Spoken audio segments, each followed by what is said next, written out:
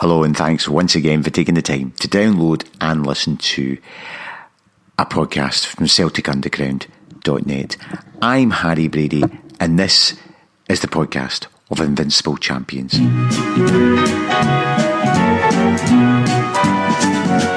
Bring me sunshine in your smile. Bring me laughter all the while. I have to excuse my voice today. It's not because I was doing the huddle or any other such stuff for the young'uns.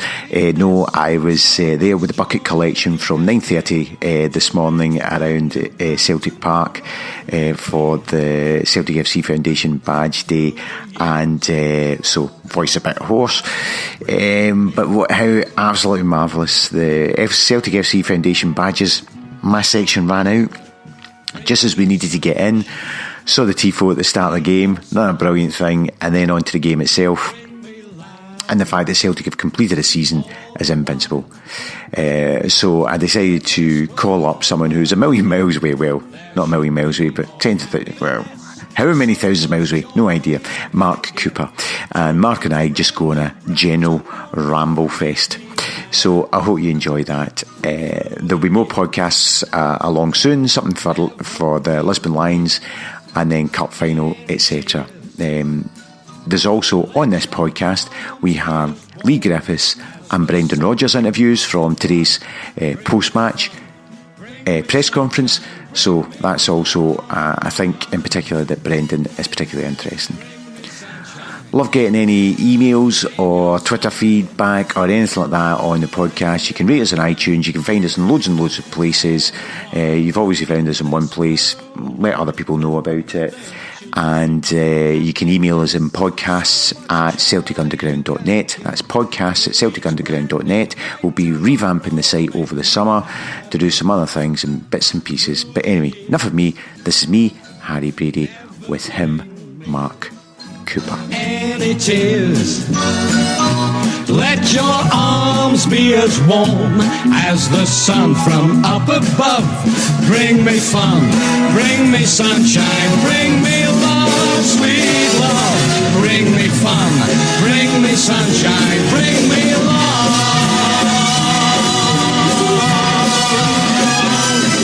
Hey! Brendan, just sum up how it feels to go an entire season without losing a game. I think you're going to need to look at the past, what is it, 100 years or so since it was done, or what, in the 1890s. I think it tells you the difficulty of achieving that. It's a monumental achievement by the players, and I think what gets lost in amongst all the records and everything that's set, there's a real dedication to excellence that they've shown since I've come in their life, how they've worked hard every day. They'll probably tell you themselves they get pushed really, really hard, but hopefully the benefits they see, and it's a remarkable achievement, for the football club and for this group of players, and they'll scribe their name into the history of this incredible club now, and something for the kids and the grandkids to be proud of. So yeah, it's a special achievement. We had to come in and win the game and work well, and to obviously beat the goals record and the wins record. It's truly a fantastic day. It's a while since you actually clinched the title. Is it good to finally get your hands on the trophy today? Yeah, it's quite heavy. It was it's a great feeling for everyone. I think it's brings an end to a league campaign that is very tough. Sometimes being down in England, you look up and you see teams playing 3, 4, 5 and 6 times we've played up here, but what that brings is it brings an opportunity to look at the game different tactically, and again we played against a different system today, a different way of working, and we had to find a way to come through that, and the players did that, in particular second half where I thought they were fantastic. So yeah, great feeling for everyone. I'm really pleased for the board and their choice when they asked me to come in. Delighted for the players, and obviously clearly delighted for the supporters, because being a Celtic supporter is all about the feeling, and I think they should be having a nice feeling now. One final game to go for that one last piece of the season. Is it now that you think and talk about the treble? Well, I think about the next game. I think that's been the key to our season this year. We've never get too carried away. We've never stumbled because we're trying to forecast what games we would have in 3-4 games time. So we get now a good week to recover. We'll celebrate this success because this is important, and then we'll get ready for that, and then look forward to that game, which will be a fantastic game at Hampden. Is it extra sweet that this season of all seasons, given the kind of the 50th anniversary of Lisbon and that the celebration around that kind of thing, but to make your own mark in history, is that extra sweet to put your own story across this season? I think firstly it's very fitting that the team could honour the Lisbon Lions and the whole feel around the 50th anniversary, and playing in the type of way of which is synonymous with that great Celtic team of '67. So that's important. For me, my ambition is for the club. From a personal perspective, yeah, I'm proud that 2 of my last 3 seasons as a manager, my teams have scored over 100 goals. So I'm proud of that. I'm proud that my idea, philosophy in terms of attacking with aggression and entertaining supporters is followed through, and I wouldn't want to do that anywhere more special than here. But for me, it's an incredible club. There's a special feeling I have here, being a supporter, but it doesn't take away from the professional aspect of the job. I'm very much focused on our vision, which is to win titles and to play with a charisma and a quality that makes the supporters proud. Brendan, how much did you use the unbeaten run as motivation? How often did you play that card with them over the last weeks, months? Yeah, it hasn't really been a key feature, Tom, up until probably Thursday night. Because there's so many things, I've said it throughout the season, there's so many things that are out of our control in this type of situation. All we could prepare for what we could plan in the week and go into the games. But the players had arrived then with a couple of games to go. And then it's real, you can't hide from it. You have a chance to go through a whole season and not be beaten. But it wasn't just about how you go through the season unbeaten, it's how we did it. I think the level of football, the tactical discipline that the players have shown right the way through, and the excitement they've given the supporters has been incredible to watch. And like I say, they now stand alone in history, which is fantastic for them. You said a way back when, you said a way back when you beat Motherwell 4-3 that at that time that was the most pleasing performance. Is that still the most pleasing, or have there been others surpassed that? I think I've looked over the course of the league campaign. I think that was a moment that was good for me to see with the team. It's the first real moment in it where we had an adverse situation. We'd come off the back of a League Cup win, a great victory against Aberdeen. We're now playing and we're now 2-0 down. And I then look to see the response of the players, how they cope with the tactical changes, and then to go and dominate that and to keep the calmness, because that's important. You want to be a big team, how you play, you've got to play like a big team, stay controlled, stay calm. And then they went out in the second half, were absolutely brilliant. So that was a real defining moment after we'd won our first trophy together, to then show that, okay, when we're behind in games, if we stay calm, stick to our philosophy, our idea, we can still get there in the end. And so that was a real key factor in this league campaign. Did the words unbeaten record feature in your team talk today or previous to today, or did it not feature at all? Yeah, the word I said to them was infrangible. That was the word I mentioned to them today. So you writers and academics will understand what that means. That's what I said. That was the word that I wrote up on the paper. Did the players understand it? Well, I gave Stuart Armstrong did. But I did actually say, for those of you who don't understand, I actually wrote the meaning in below. So to be unbroken, to feel that, it's another word for their vocabulary. And but the definition and how we designed it that was the purpose of today. Brendan, you mentioned there about the players carving their name into the history and the fabric of the club, but you would have to appreciate that you've done that yourself this season too. I think it's when I'm long gone from here, then I think that's when I'll probably look more at it. The job is too big in here to allow too much self-praise or self-reflection now. We still have to continue.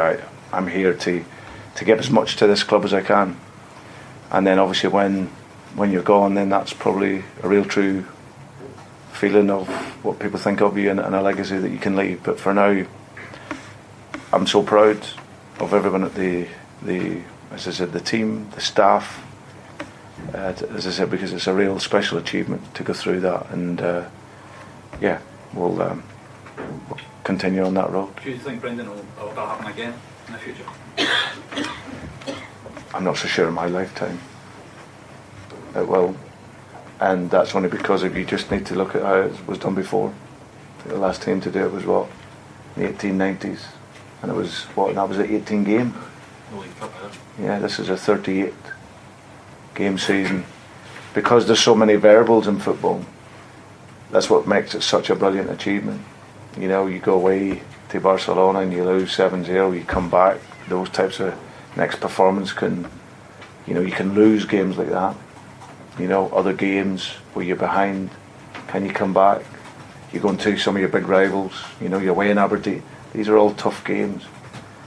But how the players have coped with that and how they've dealt with the pressure of that and the intelligence and the qualities tactically, it's such a hard achievement. And to retain that focus, not just in the games, because it comes from your training. It's what you do on an an everyday thing, education, training, to allow you to focus. So, will it be done again? It's out there for everyone to have a go at, and we'll have a go at it next year again. Because there's a BBC TV crew who went up, as they do, and were saying, well, it's down to the standard of the week, but now that you've done it, is that not unfair? I think it's very unfair, because it's all relative. It's all relative. I was thinking back to games earlier on this season. I was at Chelsea whenever Chelsea beat Wigan 8-0 in the last game of the season to pick up a title. Now, because it's a fantastic league, it's a brilliant league, but they won 8-0. So what does that make the Premier League?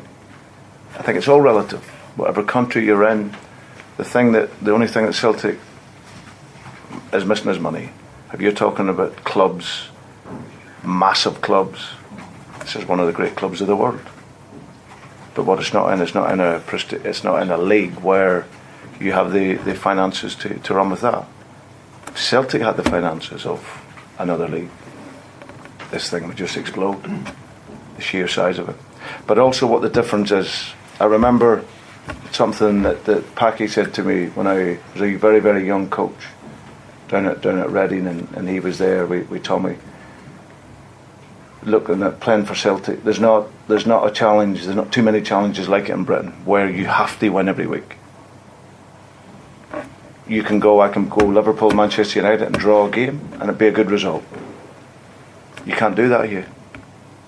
Every single game there's a pressure and there's an expectancy. And like I always say, it's all relative. And for us, we're on a great winning cycle. But to continue with that and to try and qualify for the Champions League, that's tough. So I would say it's, circling back in again, I would say it's a little unfair because it's all relative. Juventus have won their league, 6 times in a row. Bayern Munich, how many times have they won it? And again, so it's all relative. They have more money than others, but you still have to win it. But it doesn't take away from the achievement. It's a remarkable achievement. What's the psychological pressure here compared to Liverpool, to win, I mean? It's different. Like I say, you go into every single game here, whether it's at Ibrox or Pittodrie or any of the others, you go to Ross County, you go into an AstroTurf pitch, you're expected to win. And not just win, but win in a clear-defined attacking way. And that's not easy. Any player, coach, manager will tell you it's not an easy thing to do. Liverpool, it's different. the challenge of going for the title for the first time and trying to win it for 25, 26 years. So that's a different pressure, but it's all pressure. But it's how you cope with it. If you want to be successful, whatever club you're at, you're going to have pressure. And when you work for the big institutions, the pressure increases. But you have to cope with it, and you have to be able to stabilise all the emotions for the players in order to perform and to create a vision that everyone wants to follow. So I'm now joined by Mark Cooper. How are you doing, Mark? I'm very good, thank you, Harry. Very good. Paint the scene for us as summer turns to autumn or is it autumn turning to winter?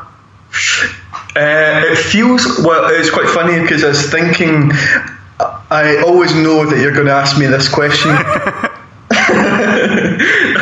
And it's been genuinely cold. And I looked at the app on the phone to see how cold it is. And 18 degrees came up. But I swear it must be about 11, 12, but it's never 18. But it's sunny today, but the last say 4 days has just been like rain. Just to let you know, Mark, it's terrible, isn't it? I know you and I can see each other, but nobody else listening to this just saw your panoramic shot out the window of the blue sky. You'll have to improve your podcast, make it a podcast. I think. Do you know what I'll do? I'll FedEx or something a green screen down to you. Perfect. And we can put the Celtic Underground logo. Nice. And do you know the other thing, just as we're talking about the weather, I often think we're recording this, it is currently 8:10 on Sunday night after the game. And I just suddenly realised every time I text you and we're talking about what time, I always put UK. I mean, as if I'm going to bother to find out. First of all, you should be putting Scotland. Yeah, I should do, but as if I'm going to bother to find out what the time. Find out, right? The time difference is in Argentina, and also we're not going to be doing it at 8 o'clock at night Argentinian time, are we? That would be more convenient for me, to be honest. If we could next time. What time is it at the moment? It's 4 hours difference. 4 hours. Do you see, it throws me because I just keep thinking you're very far away, down the other end of the world, and you're across the way. So I just keep thinking that you should be further behind than you are. Yeah, it probably should be. And in fact, for half of the year, it's only 3 hours difference. And weirdly, I think this is right, for a portion of the year, Brazil is only 2 hours difference from the UK. Right. Which is really bizarre. Anyway, this is almost as interesting as the grass talk we did last time? Yes, exactly. I'm going to tune into that Celtic Underground podcast. Time zone chat's magic. They just hear, here's Mark Cooper, and then they're like, I'll just skip 10 minutes until they stop talking about weather. Right, so since the last podcast, there's 2 games to talk about.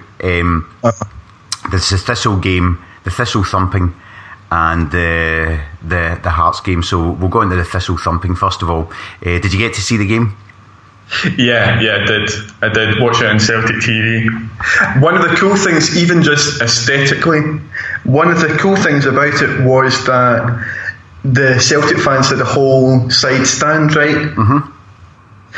And it was obviously like jumping, like everyone was standing up, the flags going. So, like, whenever it panned towards that section, just aesthetically for a viewer, it looks so much better than when it's a kind of, we've got the one of the ends and their stand, it's half Celtic, half them, and they don't fill it at all. And just if you're flicking through channels, it looks pretty good having like people stood up, flags going, and just no seat to be seen. So that's the first thing, just kind of how vibrant it looked, and then the Celtic performance kind of seemed to generate from that, maybe. That's one of the things when people are trying to denigrate Celtic's achievement that we'll get on to in a minute, and they say Scottish football's rubbish, but I think part of the reason why people turn around and say Scottish football's rubbish is, I would question whether half of the people who say Scottish football's rubbish actually watch Scottish football, or do they flick on and see a Thistle game with a hill behind one of the goals, or a Hamilton game with a supermarket behind one of the goals, or an Inverness game in a shithole. You know, and I know it may sound petty, but actually the aesthetics of that. How many times do you tweet a picture or something, or on Instagram from a South American game, and the comments come back saying that looks magic? Yeah. It's quite interesting. Every so often we'll talk about this, and it's quite interesting. I think there's a policy in La Liga for next season that they're going to financially induce clubs to fill the sections that are shown on TV, like within the main camera span. And if there are empty seats or something, either they don't get that money or they get a very small fine or something to induce them to fill up those seats first. Presumably because that's probably the first thing foreigners say about the English League, is that it looks great on TV because the fans are there. It's they're close to the pitch, and all the seats are taken up. Then you click over to like Serie A or something, and it's half empty, and the quality is probably pretty similar, but it's half empty. Yeah, and these things make a difference when you're trying to, in the modern world where you're having to sell a product overseas to be able to get the revenue in that you need, because that's just the way the world is. These things matter. Yeah. It's something that, like the Dutch stadiums, they're maybe a little bit better than ours generally. Like if you're talking about the kind of provincial clubs, but one of the kind of most notable things about it is that, say, AZ or whoever we're talking about, Groningen or something, usually seem to have a full stadium. And even when Celtic or Rangers are going their way to St Johnstone, usually you're looking out into a half-empty stand. It's kind of no wonder that English people, even if they want to watch a lively game and it's an hour before their game starts and they're flicking through and they probably think, well, if they can't be bothered to turn up for the match, well, Exactly. And, that's one of the things, if you're selling Scottish football, is you show a full stadium, you show the fans going mental, you show the Simonovic tackle, and you say this is, that's how I would package it up. You show those types of things, you say football the way we grew up with, or it's football the way what we always dream of, or something about getting back to basics. But back on to the Thistle game. So what were your thoughts on that? I thought Roberts was sensational.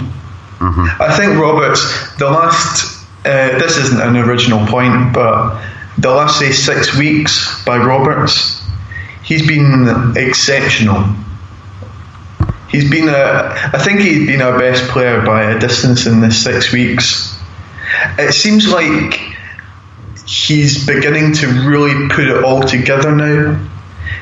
Whereas the last, say, 18 months or whatever since he's been here, he's looked good, and he's looked as though he's technically better than Forrest. But in a lot of that period, for say 7 months of the season, there could be an argument for saying that Forrest was a more effective player, that he tracks back more, closes down space when the opposition have the ball, and he's a pretty fast direct outlet. Whereas now, I think you'd have a difficult argument to say that Forrest is a more effective player than Roberts just now. Roberts, he's passing at the right time, he's carrying the ball. You very rarely even see him lose the ball when he's carrying the ball. Like he's going past like 2-3 players at once and then giving it. And then he gets it back in a tight situation and he doesn't lose it again. He's turning into again, this isn't an original point, but he's turning into an exceptional player. Do you know, the one thing I did wonder, when he first arrived last season, people were talking about how great he was, but principally, my memory is, it was the last 7 or 8 games that he played that he was really great, i.e. April, May time. And then what you've just said is, in the last 7 or 8 games in particular, I do wonder whether it's maybe the pitches are perfect. The pitches are starting to come back after the winter, and the pitches are just right for him. The weather's just right for him. Everything, the environment he's playing in, is maybe just perfect for him. What's your thoughts on, just before we get back onto the Thistle game, since we're talking about Patrick Roberts, our ability to retain him or get him to stay? And would you? Up until about, say, 2 months ago, I'd have said no, I wouldn't have. And I was probably in the minority at that point. I'd say probably about 70% of people would have said yes, keep him. And I'd be thinking, okay, so if the fee's going to be about, say, 7-8 million or whatever to recoup what they've given to Fulham, and then his wages are going to be, Man City wages, whatever they gave him as the young player, and if he isn't a definite starter over Forrest, even then he was just like beginning to just get the nod over Forrest, maybe after the Rangers game, was it? Yeah. Oh no, well, the Rangers game was about 3 weeks ago. Anyway, he was just beginning to get the nod over Forrest, but I was kind of thinking, well, if you're going to make that outlay and he isn't a complete definite starter, then wouldn't it be better to be making that outlay in an area that the manager sees as a complete necessity? But the last 2 months he's been so good that, thinking about his age as well and the ability to say he's successful in the Champions League with us for 2 years, and then at that point he thinks, okay, I've been with Celtic 4 years now. Now's the time to go down to my own league and really excel in my own league as being a starter in my own league.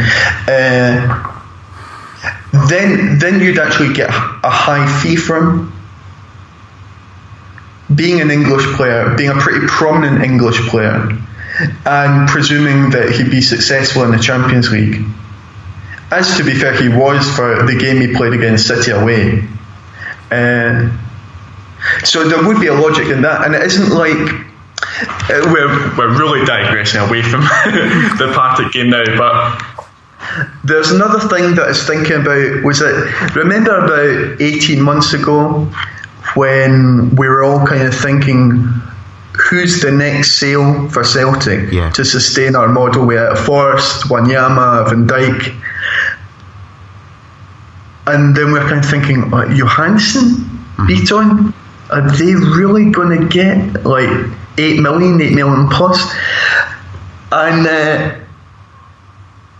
now, say 18 months on, we have Dembele, who can go 25 plus. Yep. There's Tierney, who can go 15 plus. There's probably Armstrong, Simunovic, who can go 8 million plus. Yep. Sell Dembele, not that we want to, but we do have that kind of in our locker to be able to do. Sell Dembele, and that's us good for 3 years. Yep. So that's another thing, just to finish the point, that's another thing, to invest that in Roberts, knowing that you're not really going to lose money in 2 years' time when we sell, with also, the other 4 options I've just mentioned if you ever needed to sell. That's an extra kind of thing to take into consideration when you are spending. And anyway. No, I agree with you. I was very much in the same camp as you in that your point about the Rangers game. I mean, going into the Rangers Cup semi-final game, there was debate. If you spoke to Celtic fans, they would rhyme off the what they thought was the optimum first 11, and there would be debate about whether it was Forrest or Roberts going into that game. Whereas just a month later, and it would be Roberts. So your point about, I was the same as you. Yes, it'd be nice to keep him, but the amount of money City would probably be looking for him, and he's not a first team starter every week. So that's a bit of a waste of money on that. I was the same as you. I suppose people would turn around and say, got to remember he's only 19. But the other thing that Soccernomics, the numbers game, and those types of books all make about your signing strategy is, it is better, because you know what you've got, it is better to invest money in a player, in retaining a player, than letting a player go and then spending money and bringing a guy in, because the guy in's a risk. And particularly with Roberts, your point, I think, is well made. Either Roberts is the player we think he is, and he's worth buying from Man City, and if he is, as you say, he's 19, so 21, 22 years of age, 2 seasons of Champions League football under his belt. English football actually don't have that many players playing Champions League football, and you would then recoup the money, because an English Premiership team would come in for an English player who's played Champions League football. There's another thing that I don't think's really been mentioned, is that say Celtic say to City, let's say Roberts and Celtic say, okay, we know the player wants to stay at Celtic. We want to make you an offer, and they basically put in the fee to recoup that money they spent. There's going to be 14 English Premiership teams who then go, wait. Southampton immediately will go, what, 7 million, 8 million? Yep. No, we'll take him. So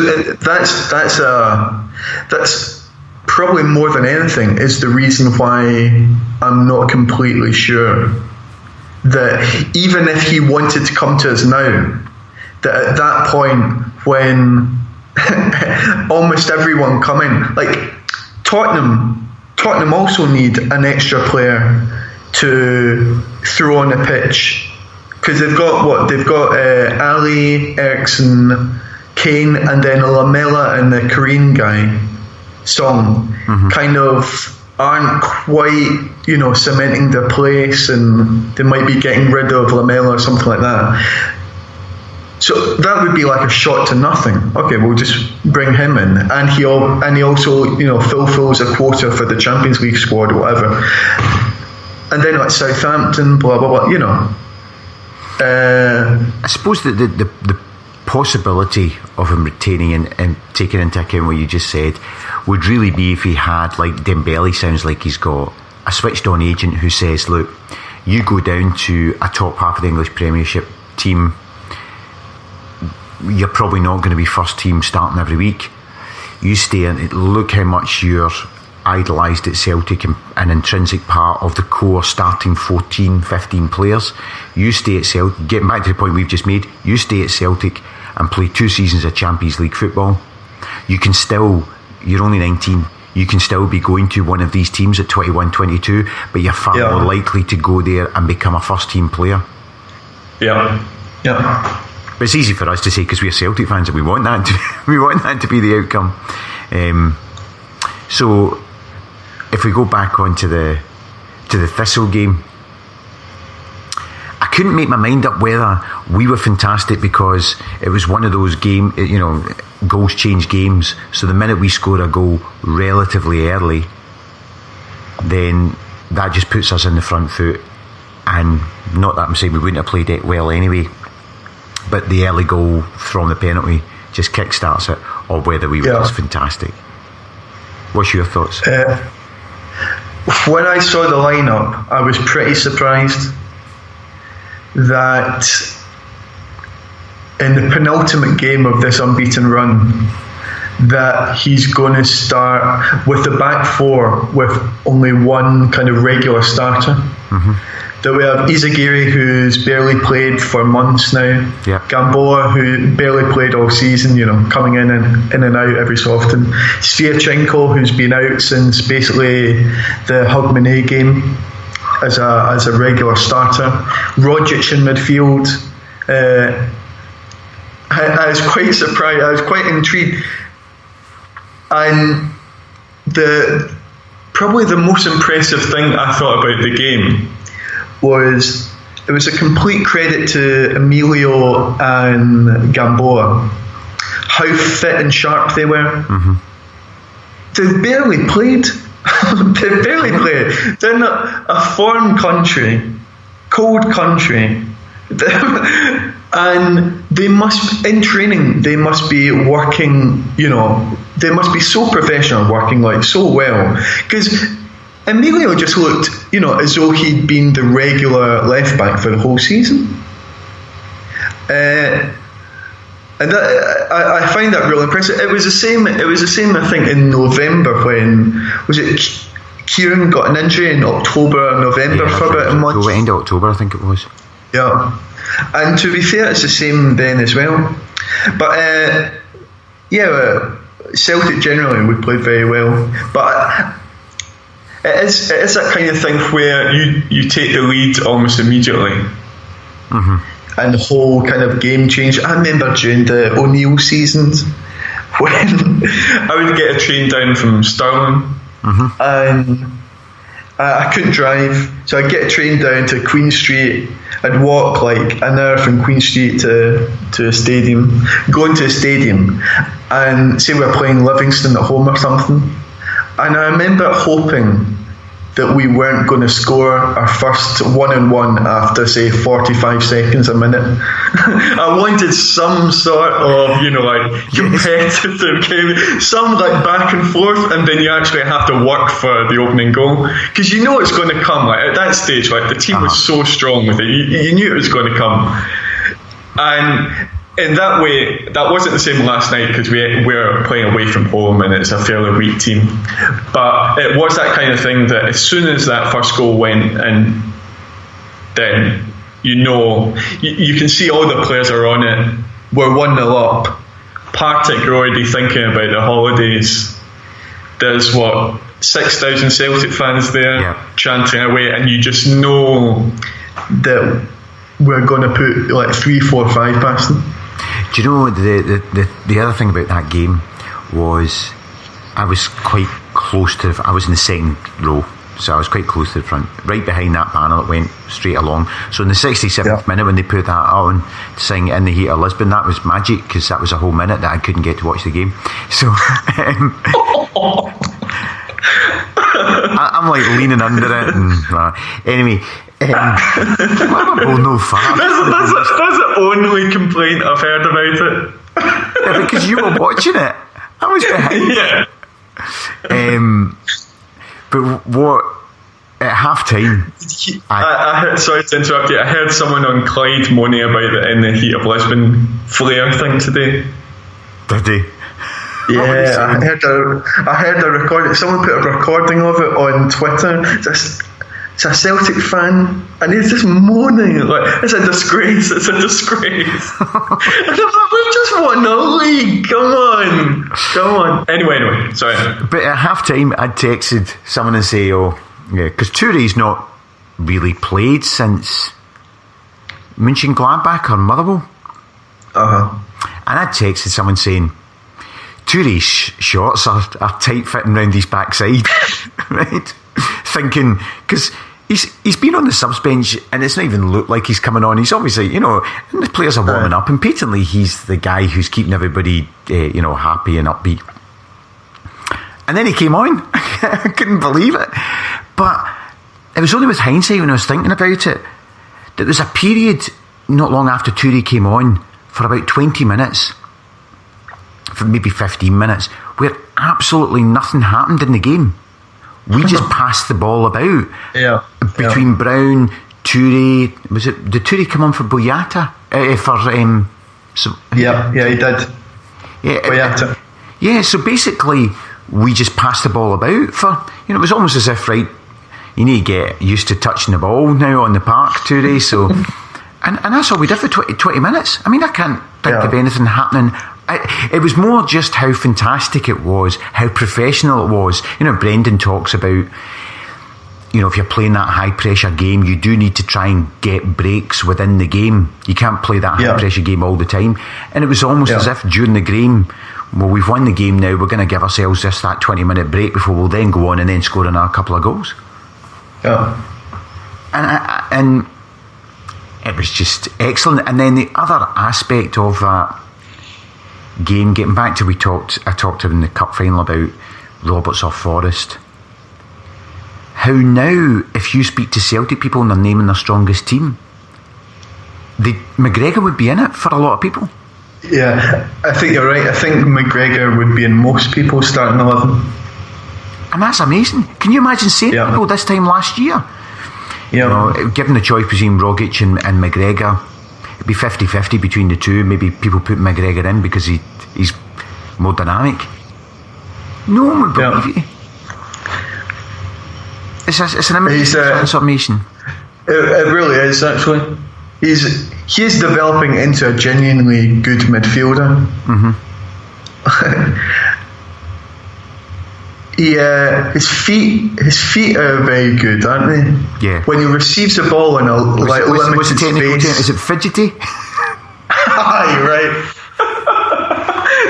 Twitchy was the awful term, which I still can't think of. But no, that's meant to refer to something else. But anyway. I still can't think of a better term. But no, when he receives the ball, it just sticks, and he's so secure with the ball as well. Mm-hmm. He's a genuinely good midfielder. And what was the game the other week when we had 5 youth players playing for a team? Mm-hmm. We had the 2 young kids, McGregor, Tierney, and someone I've now forgotten, and Forrest. And I think what Johnston, maybe the same for Ralston as well, but Johnston, Tierney and McGregor have apparently been there since they're 9. Right. So they're completely, it's completely as a consequence, their development has been like through at Celtic, not like when Arsenal bring over Fabregas and they claim they've developed him, and he's in the team like 2 weeks later or something. So it really is a credit, and it's a whole 10-year process. Like they're in since they're 9, and it's a 10-year process, and you can have your ideas about how we should develop players, but you're only going to be proved right or wrong in a decade's time. It's like education. Yep. That's pretty impressive, and it's good. Then we have Johnston and Ralston coming through as well, which is good. It's just kind of carrying on, about 3 years below, and it's carrying on. And then obviously you have, the young boy Dembele, who's only about 13 or 14. Aye. Who might be coming through in about 3-4 years' time or something. But it's really important if you want to attract young players, because if you're a parent of a really good young player and you've got a team where they continually parachute in players. Yeah. Now, I suppose the benefit of going to a club like Celtic in Scotland or Chelsea or Man City in England is you'll learn good habits. You're learning at the best facilities in the country with the best coaches in the country. So that's the plus side of it. But the downside of it is you have zero chance of making it into that team's first team. Yeah. And you look at Aberdeen and Dundee United in the 80s, who were attracting young players because they were able to say, you'll get to play in our first team. That's how they got it. So having examples of and even if Roberts doesn't stay, so having examples of Forrest and Tierney and if Ralston and Aitchison and Johnson can make it from what I'm told, would be disappointed if Aitchison's not a first team squad player playing 10-12 games next season. That's good. That's how much they rate him. And also they really rate Ralston. I think part of the reason they really rate Ralston is because he's so physically developed. Yeah. For a young person, which, sometimes that's not completely within your control. But if you can then use those examples, and then you can even use the likes of Patrick Roberts, although he wasn't our player, we played a young player at 18, 19 years of age, and if he leaves us and does become a first team player with somebody else. And that's one of the things I was going to say about Roberts. I do keep thinking, just to get back on him, I do keep thinking about Fraser Forster, that we had him on loan for 2 years, and at the end of the 2 years, or was it a year, whatever it was, he went back to Newcastle for the summer, because you remember we played a Champions League qualifier with Zaluska or something in goals. Is that right? Can't remember. We must have known we were going to get him back. That was at the time that was Alan Pardew at Newcastle at the time, but anyway, we must have known we were getting him back, but you couldn't say for certain. And then he did come back and sign permanently. I suppose that's my only hope about Roberts.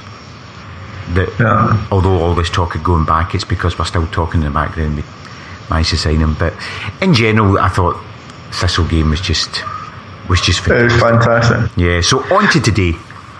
Wait. There's just a very small thing about Alan Pardew and his judgment of a player. He was also the guy who had Mascherano on the bench for Hayden Mullins in the West Ham midfield. They brought over Mascherano and he barely got on the pitch. They had Hayden Mullins in. Anyway. You see, can Mascherano do it in a cold Wednesday night in Stoke? All that garbage. So on to today. Do you know what? I don't think it will be for 15, 20 years that you'll really, really, really appreciate the enormity of going a whole season unbeaten. Because although we're living in the moment and it's fantastic, you're actually thinking, well, certainly I am, at the moment I'm thinking, this is fantastic, and I'm already looking forward because I think we'll be better next season. Yeah. So it's just amazing to have gone a whole season. Yeah. When you look at Ross County away, where they get the worst penalty ever, these things happen in a season. All you need to have done is not scored. Ball cleared off the line, offside goal. Last minute somebody goes up the park and scores. Yeah. I remember Rodgers starting using the word relentless, maybe in about November time or something like that. And then you notice it he said it like 2 or 3 times. And then you start hearing 1 or 2 of the players in player interviews also using the same words, and then you start seeing it like written by fans on Twitter. You see this kind of osmosis from Rodgers' vocabulary down to, and it was the same with robust about 4 years ago. Robust finances that everyone was talking about, and I remember having a conversation, like probably around Christmas time when I was back home with my dad, and it came up, and we were saying that probably the only way that we won't go unbeaten is if a team scores in the last, say, 15 to 10 minutes of a game. Because even in that time period, even in a 15-minute time period, we're still going to create 2 or 3 chances. Yep. And so you could see it was kind of on. Like everyone could kind of see it was on because we were playing at such a much higher level. Yeah.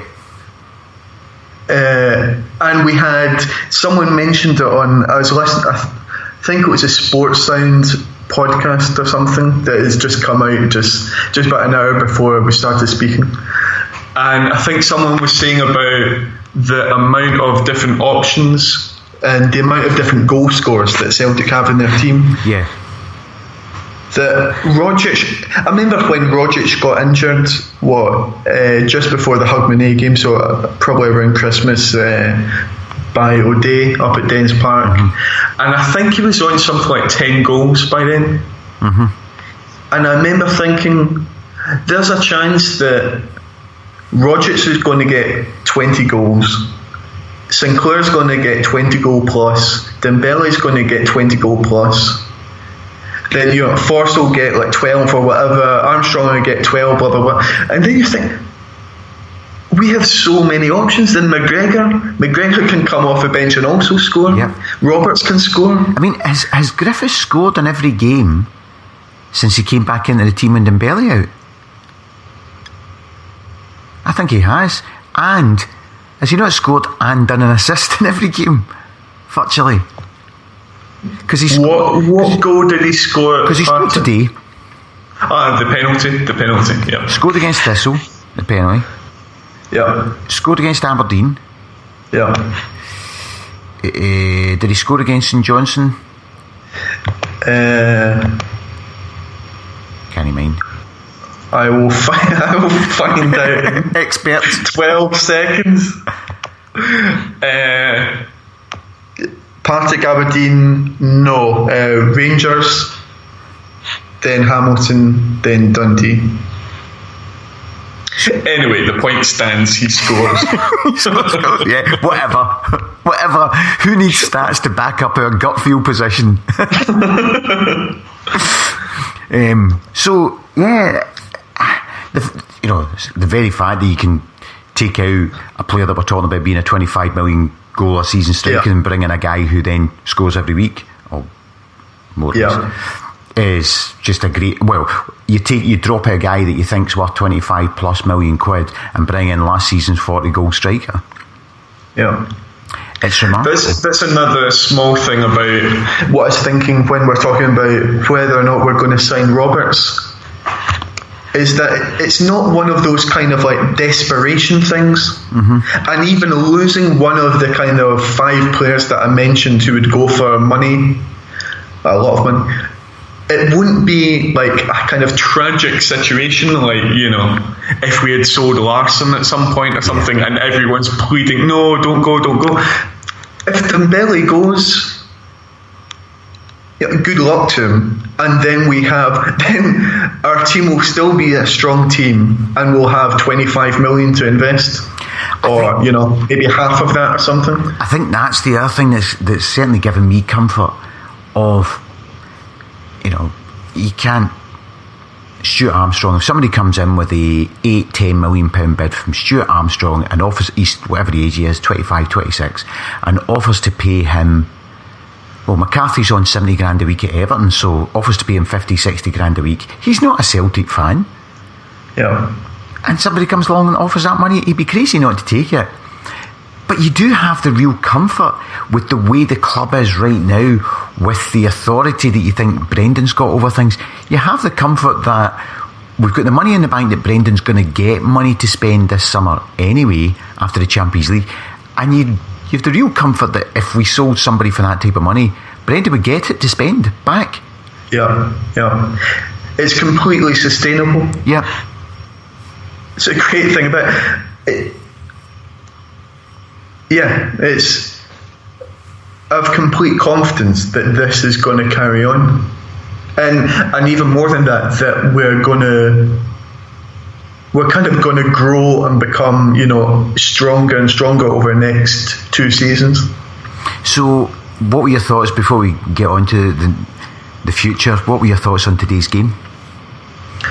It was pretty drab, to be honest. Apart from if we're talking about the actual game, the first half was pretty drab, to be honest. I was watching Hearts thinking, how have they been like? I think they had the worst form or the second worst form in the SPL over the past 3-4 months or something. I think since Cathro's came in, if you started the league, to do a Pedro Caixinha, if you started the league when Cathro arrived, I think Hearts would be bottom.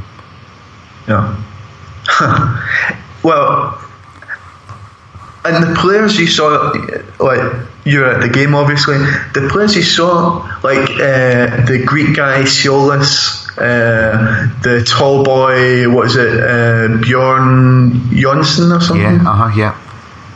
they are far superior than the like provincial club players.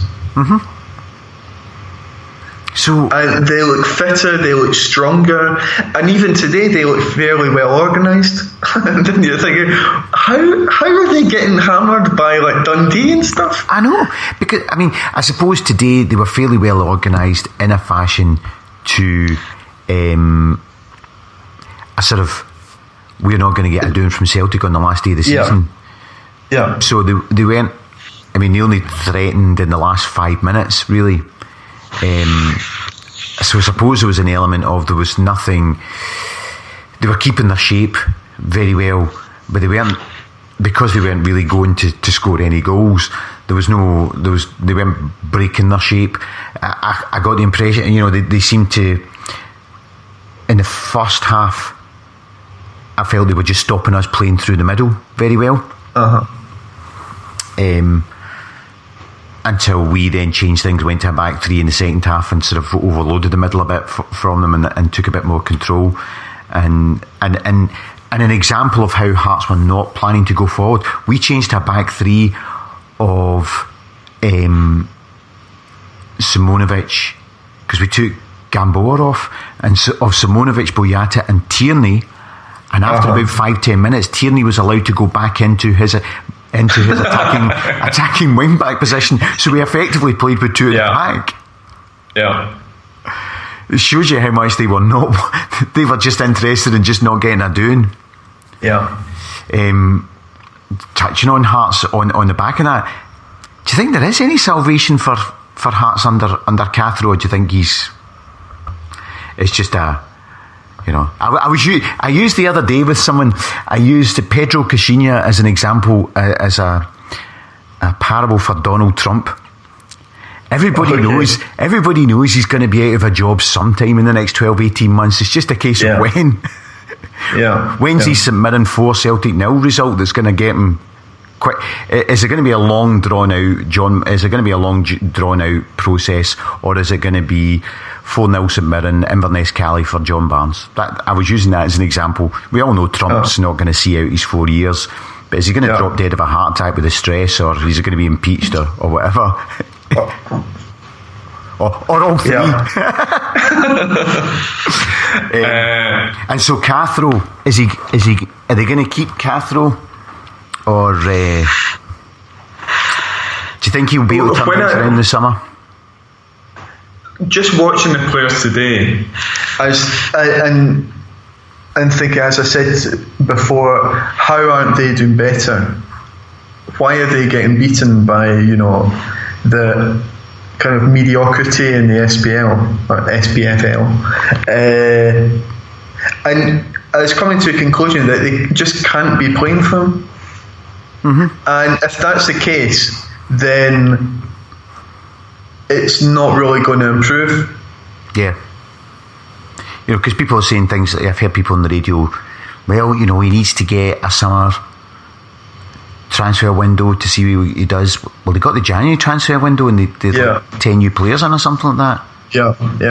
So, anyway, on to us. I thought Patrick Roberts was... just to go back, I actually hope they do actually kind of grow as a club and improve. Like, I would love Aberdeen, Hibs, Dundee United and Hearts. Every so often we'll speak about this, but I really would love them to grow kind of as clubs. And I like that, they're like building a new stand, and because, to be honest, the SPFL, it is a poor league. The standard of Scottish football, it does need to be improved. And we do have these medium-sized clubs have the potential to be, pretty competent European clubs, like equivalents in Switzerland, Belgium, and Scandinavia. And they've been underperforming for years. I think Malmo's budget was a seventh of our budget. But I went into the accounts after we got knocked out by them. Yeah. And they were vague. They were pretty similar to some of our, medium-sized clubs. and yet the level of player they had and the kind of just their general quality. And their like cute little stadium of about 20,000, packed full of people. And I was thinking, and the same with Molde as well. Like Molde is about the size of Greenock. Mm-hmm. Well, that's my thing. I mean, Hearts getting to 22,000 capacity, whatever it's going to be next season. If Hearts can get things in Aberdeen, there's Hibs without a Celtic or a Rangers or the rivals Hearts coming to their stadium this season. Yeah. Average attendance, I think, is 14,500 this season. I think it's bigger than Aberdeen's. I think average attendances in Scotland this season have been Celtic, Rangers, Hearts, Hibs, Aberdeen, right? And I'm the same as you. I look at it and I think across Europe, in places like Belgium and Switzerland, and even the likes of Holland and in Scandinavia, you can get teams who are doing all right, holding their own, playing Europa League football on a semi-regular basis with that type of revenue and that type of crowd. And the other thing, when people are talking about whether Rangers can compete with Celtic, the big thing that they keep all missing is, I think I said before, Celtic did an analysis of whether Rangers, when the new Rangers arrived in the Premier League, whether they'd be able to compete with Celtic. And Celtic did an analysis that the cost of the infrastructure of having a stadium the size of Ibrox and a training ground the size they've got, and just being a big club with all the personnel that you've got, if they have the same wage bill as Aberdeen, their break-even point is roughly 30 million quid. Okay. And that's 2 years ago now that I was told that. And since hearing that, that's what's given me the thoughts of, I mean, particularly next season, if Hibs can get things right on the park with whatever Hibs capacity is, 18,000 or 20,000. Yeah.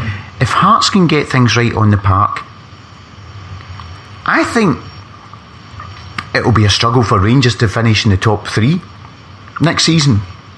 Because they've not got a good manager. They're not going to be able to ship in players, and Hearts and Hibs can have roughly the same quality of squad with a fraction of the turnover of Rangers because they don't have the size of infrastructure the Rangers have got. Yeah. And everybody's missing that when they're talking about what's going to happen next season. Yeah. But onto this season, and so I'm the same as you. I actually wouldn't mind. I think it's partly because I've loathed Rangers so much more than normal in the last few years, and at least Hearts got off their backside and saved their club. I don't quite despise Hearts as much as I used to. But back on to today's game, I thought Paddy Roberts won man of the match in the stadium. I thought he was fantastic today. Yeah, he was exceptional on for the Griffiths goal, the opening goal. Yeah, he was very good. And then, but I thought for a good half an hour, at least the first half, it was they just lacked that spark because they knew they were better than Hearts. Yeah, and it just lacked a wee bit. No, I'm not being critical. I'm just saying it just lacked the spark to be able to get the goals that they got in the second half. Yeah. So were you watching it on Celtic TV? Yeah, I was. The good thing about watching it on Celtic TV is that it didn't cut out after 2 minutes of the title celebrations. Yeah, I mean, I saw comments. I just saw, I was watching it on Celtic TV, and then on my phone I was just kind of scrolling down, looking at any Twitter comments or photos from people at a match, and I just saw kind of about 9 tweets in a row about Sky Sports and saying, why don't you get rid of Scottish football, just ditch it. And I understand the point, but I was also thinking, why don't you ditch Sky Sports? Mm-hmm. Ditch it. Just if you really want to watch, you can find streams all the time. Find streams for everything. I've ditched it because good. Well, if you think about it, I get to see all the home Celtic games, so there's only the away Celtic games. none of the European Celtic games are going to be on Sky, so that's those. Yeah.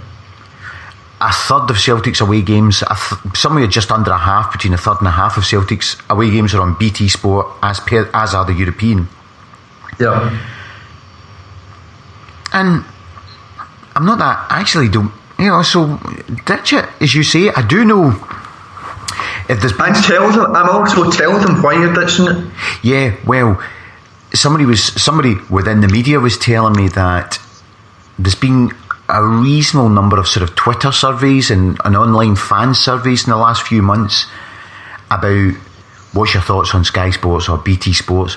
Somebody was telling me that most of these are actually being created by Sky because they have had a disproportionate number of cancellations of sport in Scotland, and when they phone up, they're actually being told it's because what you're doing at Scottish football. Uh-huh. I mean, I don't think it's like tens of thousands, but it's sufficient to have them to look into what's the issue here. But they've got crap production. The production value's gone backwards. Today dropped. I mean, it's the atmosphere. It's not like, occasionally, sometimes you can win a trophy and it's a bit like getting a Christmas present that you've already found out what it is, or you don't like it and you're pretending you like it. It's that type of atmosphere sometimes on a match when we've been champions for so long. Sometimes, but today wasn't like that. You've got this 8th biggest average crowd in Europe. There's not a single Serie A or Italian league team who's got a bigger average attendance than Celtic. Sorry, not average attendance, total attendance of Celtic in the league this season. Even Barca, I think, because they play fewer games, but anyway, that's by the by. You've got the 8th biggest supported team in Europe in a fantastic stadium that everybody revels about. The atmosphere people talk about. If you ever have got to attend a Champions League game anywhere in the world, you've got to be at Celtic, and they've got that. And they say, bugger that, we're off. We'd rather watch Sunderland kick the ball out in the 26th minute so that John Terry can get a standing ovation for a substitution. I've heard about that, I still haven't seen it. Well, I'd only heard about it, and then just before we started this on Twitter, somebody posted it up. And apparently Davy Moyes had agreed before the game that Sunderland would kick the ball out in the 26th minute just so that John Terry could get substituted.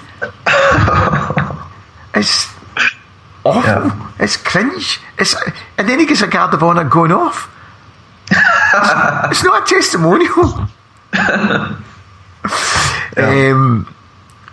So, and the 26th minute as well. I know it's his number. But I know.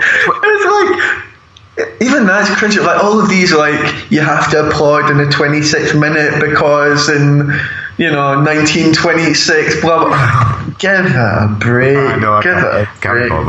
It's like, I know this is, if you're listening to this and this has happened, I apologise if I offended you, but it's like when somebody's died and you see the half and half Celtic Rangers shirt pinned to the railings at the side of the road. Don't do that for me, please.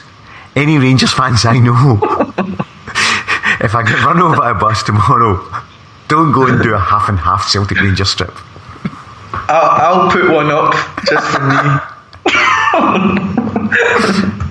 No. It's just awful. But yeah, Sky, go and ditch it and don't bother with it, and but what, and the thing about it is to try and add value to their atmosphere of the game. They did something they never do, which is Tanner McCann and John Collins came onto the park and presented. I mean, I only know this because I was at the game, and all of a sudden I heard people booing and looked down, and I heard them all chanting at Neil McCann. But that's obviously to try and encapsulate some of the atmosphere. But then ditch it to go to a meaningless game. Anyway, that's just a disregard. So today it was, I think the performance today, and I'm not decrying it, I thought it was functional for large parts of the game. They did what they need to do to win it. So into the cup final. So something I quite liked about the cup final that's coming up for a cup final, is that Aberdeen have gone down to Rangers, beaten Rangers in Glasgow. Today they've gone to Partick, hammered Partick 6-0. So it gives an extra kind of like their own fans, they feel a kind of momentum. They've already won in Glasgow twice in the last week. Yeah, particularly in the last 2 seasons. Part of the reason they've been awful post split. Yeah. So it's been good post split. Coming down to Glasgow and winning, as you say, to give them the confidence. So, do you think they've got a chance then? Not a proper, almost like how I said to you before, that they would need to score in the last 15 minutes. They would need to take the lead, in the last 15 minutes. Yeah. Like when we played in Inverness and we hit the post and we hit the bar and the keeper's having a great game. Yeah, exactly. But I assume we'll play very well and we'll turn up. Well, the mentality of the players is such that you got to think they've just got a superiority attitude when we walk on the park. Yeah. And then we have too many good players on the ball as well.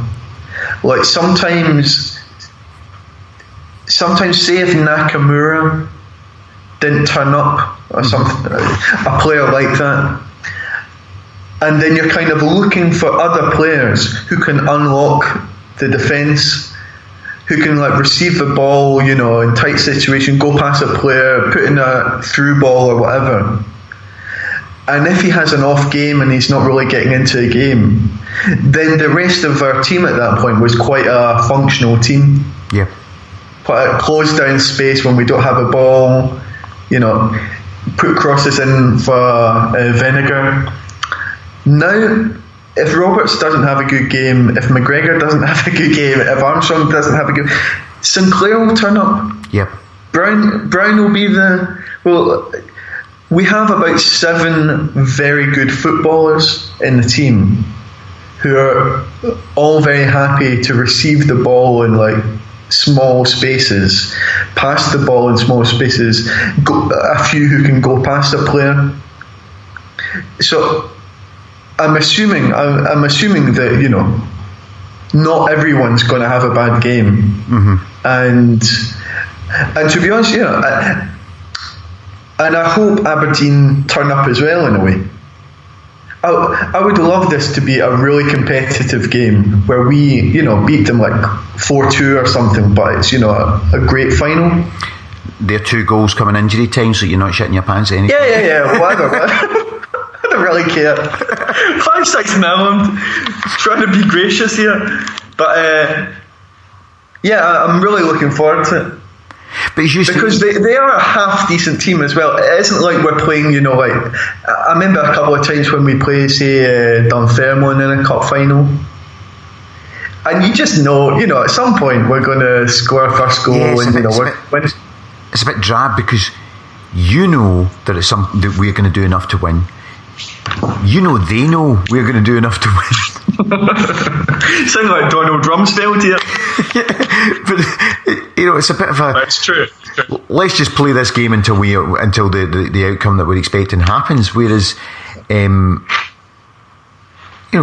you say, if they come on with belief, the good thing for me is I would be surprised if we don't perform in the day because of the enormity of winning the treble, because it actually looks like we've got players who can cope with that mentality.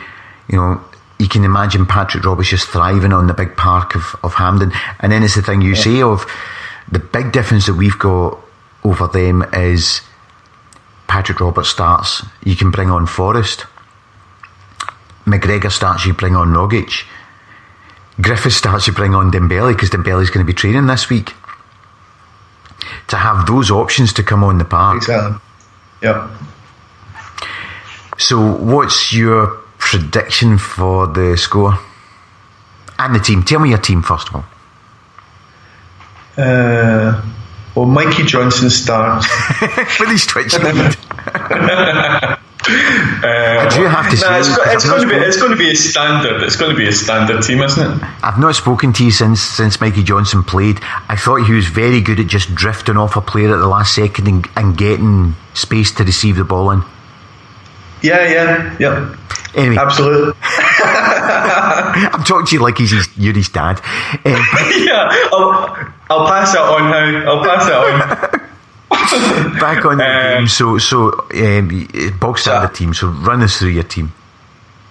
I remember, this is quite funny actually, I remember about 4 or 5 years ago when I first came on the podcast, and I think it was Eddie doing it then, and I then asked him, do you want the team I think it's going to be, or do you want my team? And my team had about 9 changes to it. It's like, okay, well, Louvens is out, and O'Day at 19 is already better than Louvens is at 24, so get rid of Louvens. And I kind of go through a team and it would, be completely different.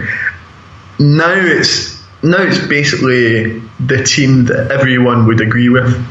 Yeah.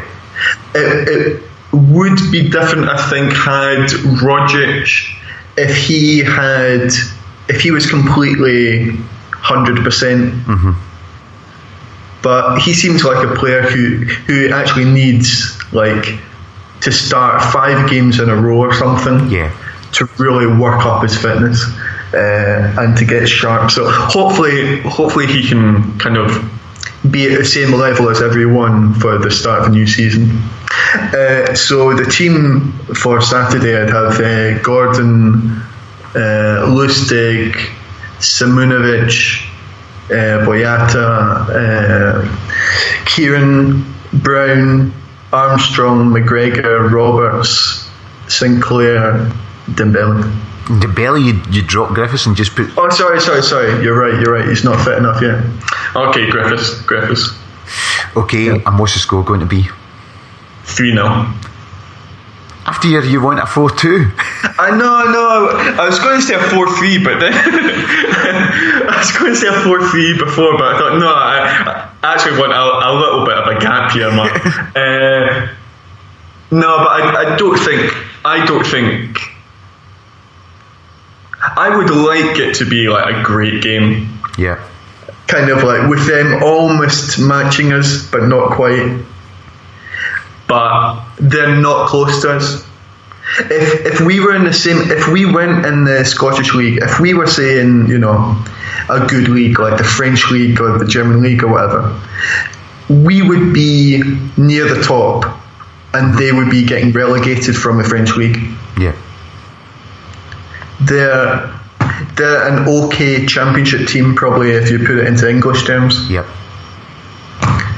And I get your point about it'd be good to have a good game. It's a showpiece for Scottish football. The other part of me says I'd love to be able to celebrate the last half hour knowing we've won the treble. Yeah. Just spending the whole of the last half an hour of the game just celebrating the fact that we've won a treble. That 3-0 up at half time, score a 4th goal 2 minutes into the second half, and then just the exhibition. There's another part of me just would love that. Yeah. But don't forget, winning games is boring. Absolutely. And this lump is carried on and on and on. I can't wait until the season's over. Anyway, with that prediction of the 3-0, I will say, Mark Cooper, thanks very much. Cheers. Get well. We're delighted to get that party started today with that goal. Yeah, I think it's frustrating in the first half.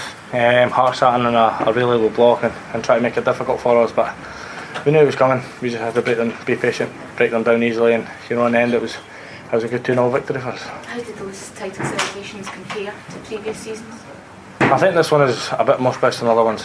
Every title wins is great, but as long as we didn't get beat, we knew we were going to be invincible, and I think that was the message going out at the start of the game. It's a great achievement from everybody at the club, and we've got one big push to go next week. What does it mean to all the players when it's unbeaten for the entire season? Yeah, I think after the first game against Lincoln Redents in the Champions League qualifier, I think there were a few fans after the game. They were were nice to the boys, but the gaffer told us to be calm. You know, it's the first game. Us as players, you know, we knew we were going to be up against it at times. But you know, credit to us, and it just shows what kind of mentality and character we've got in that dressing room downstairs. There's just that one piece missing from the season, the treble. Is this the point now you start talking about it? No, it's that old cliche. Obviously, it is the cup final, and we need to take it as it comes. As long as we play a day game, you know, we'll have a great chance of winning it. I take it after the game in Gibraltar, you just could not have imagined an unbeaten league season. I know it's a different competition, but you know, just yeah, I think, you know, after that one there was a few fans moaning, and rightly so. I think Bruni touched on it in the match programme that I think it was like 36 degrees. It was one of the worst astroturfs that we've ever played on, but you know, that's no excuse. Us as players, we've got to, you know, take the conditions whatever way they come in and put on a performance. And you know, the start of the league campaign, you know, we just kept getting stronger and stronger towards the end of the season, and you know, there was a lot of talk with a couple of months to go that could we do it, the pressure's all on us, but we've showed that we had the bottle and mentality to go right the way through. When did you think it was possible? I think after the split was made, you know, I had two really tough trips, Ibrox and Pittodrie, and I thought that if we could get through them we had a really good chance. And you know, we started really well against Aberdeen, got the 3 goals, and that was comfortable enough for us. And I think after that game, you know, us in the changing room, we really thought we could do it. There's going to be folk that will look at your achievement and inevitably question the standard of the game, the top flight, but how good an achievement do you think it is? Yeah, I seen that for Chris Boyd this morning in his column, that he said it's the worst standard of Scottish football that there's ever been. I think if you look at it as a whole, you know, Aberdeen, I think they've got a really good points tally. St Johnstone playing really well, Partick Thistle playing really well, and you know, Rangers have had their ups and downs. But I think, you know, it's all about us and what we do. I think, you know, going through the whole season unbeaten is quite an achievement regardless of what league you're in. Because you were in the Champions League in points as well, it's almost a bit disrespectful, isn't it, to speak like that? Yeah, I mean, everybody's allowed their opinion. You know, he played in a good Rangers team back in the day, but you know, we can only play what's put in front of us, and it's testament to the boys downstairs. We've faced different challenges throughout the season, and you know, have come through the end with the sun shining. Was there a point on Thursday night that you thought you might not be playing today after your manager? Aye, kinda. But nah, listen, I spoke to the gaffer after the game, and it was one of the ones that I didn't want to be bring off, but he explained to me why he did bring me off, and you know, it's just one of the things. And back in training, you know, the gaffer said it in the press after the game that the line was drawn under it, and you know, the boys were giving me a bit of stick after it, and you know, I've seen a lot of people on Twitter giving me abuse, but you know, I knew after the game that, you know, the gaffer had drawn a line under it, and you know, we look forward to Sunday, and you know, I'm delighted to be back playing on the pitch scoring goals. He told us that you sent a 7 a.m. text to him on Friday morning. Does that mean you had a sleepless night on Thursday worrying? It's 6 or 7 o'clock. Nah, I think he needs to check his clock. It was kind of early, I must admit. But I just wanted to put my message across that, you know, what I did, I shouldn't have obviously acted the way I did. It was disrespectful towards him, towards the teammates, and towards my fans. There was no disrespect to Scotty coming on. I think, you know, the gaffer was trying to get him, you know, his goal tally up and try and see the game out. But you know, in no way, shape or form did I mean any disrespect to the management staff, the players or the fans. It was just a moment of madness from myself, and you know, I apologise for it. You literally did kiss and make up with the manager after the game, didn't you? To be fair, I didn't expect that.